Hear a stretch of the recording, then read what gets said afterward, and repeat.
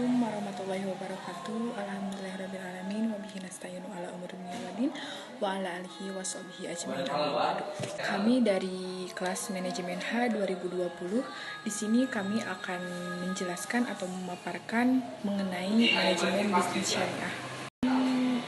Kita memaparkan materi. Sebelumnya di sini saya akan memperkenalkan diri dulu beserta rekan saya. Di sini saya Tanjila Yusdarohmah, Beni Irma Wardani, serta Salsabila Karimah. Selanjutnya di sini saya akan memaparkan materi yang pertama, yaitu mengenai pengertian manajemen dalam bisnis syariah.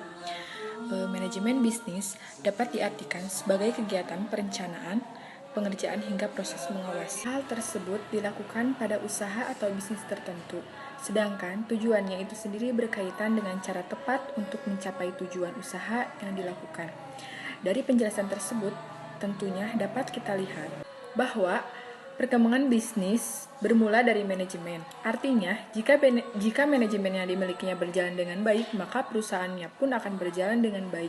Begitupun sebaliknya, untuk manajemen yang tidak baik, maka perkembangannya pun tidak akan berjalan dengan baik. Selanjutnya yaitu mengenai unsur-unsur manajemen. Dalam unsur-unsur manajemen, yang pertama yaitu ada man atau manusia. Unsur manajemen yang paling penting dalam mencapai tujuan sebuah perusahaan yaitu sumber daya manusia.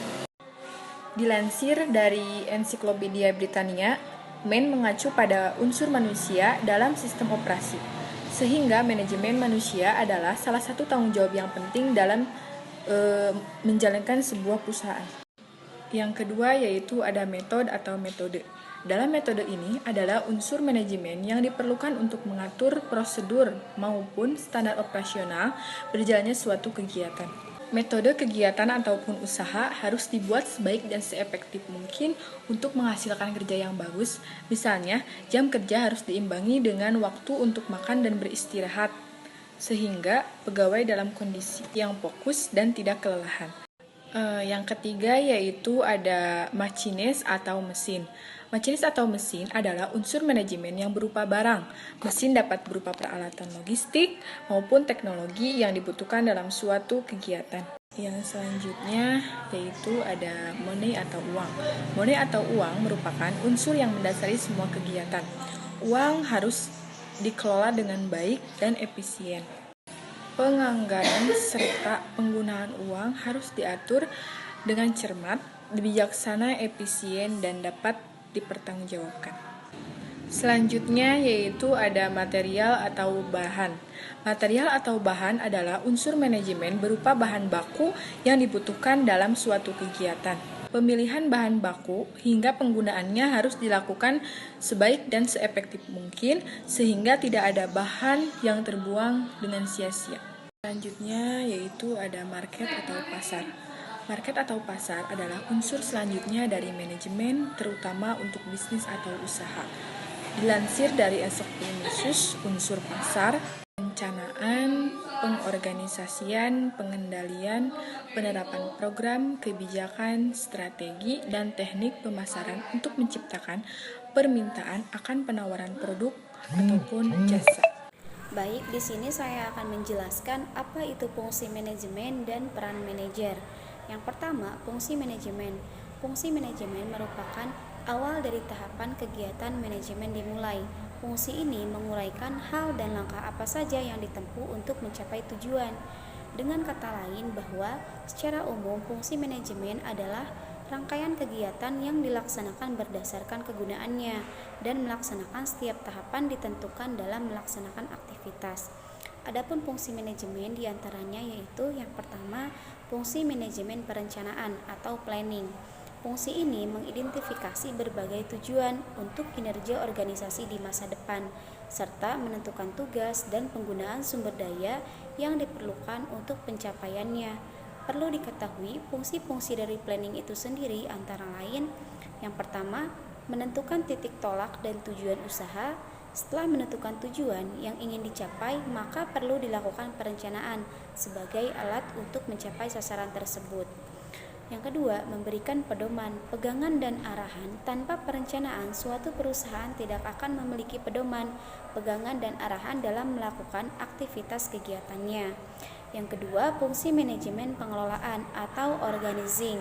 Setelah perencanaan, pada tahap pengorganisasian, berarti proses kegiatan, penyusunan atau alokasi sumber daya organisasi dengan tujuan perusahaan yang tertuang di dalam visi dan misi perusahaan, sumber daya organisasi dan lingkungan bisnis perusahaan tersebut. Adapun fungsi manajemen terbagi menjadi 3 macam, antara lain yang pertama sumber daya manusia atau SDM, meliputi tenaga kerja ataupun karyawan, baik dari level operasional sampai dengan manajerial. Yang kedua, sumber daya fisik, meliputi tanah, mesin, gedung, fasilitas perusahaan dan lain sebagainya. Yang ketiga, sumber daya organisasional, meliputi brand, merek, prosedur dan kebijakan, sistem informasi dan teknologi, dan lain sebagainya. Yang ketiga, fungsi manajemen pelaksanaan atau actuating.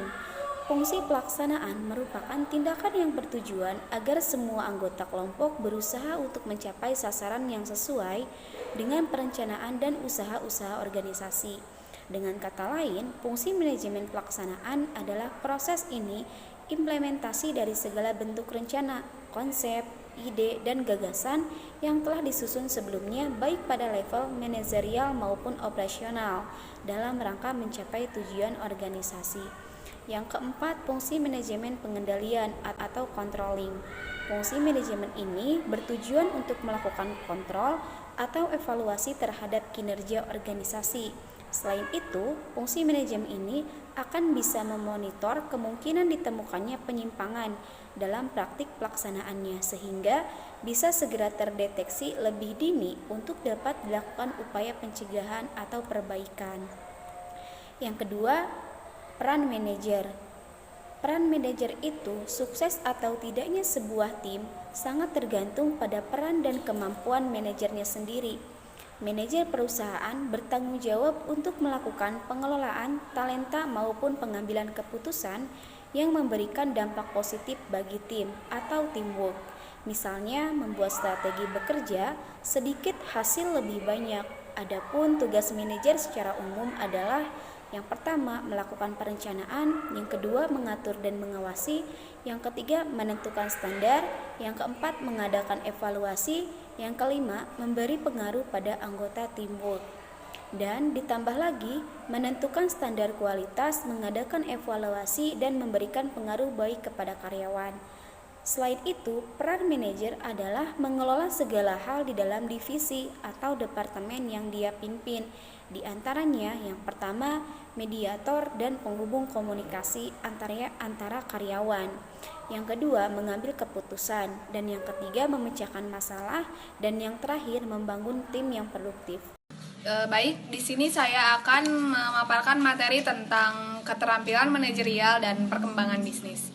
Keterampilan manajerial adalah keterampilan untuk mengatur, mengoordinasikan, dan menggerakkan para bawahan ke arah pencapaian tujuan yang telah ditentukan organisasi. Kemampuan ini lahir dari suatu proses panjang yang terjadi secara perlahan melalui proses pengamatan dan pembelajaran.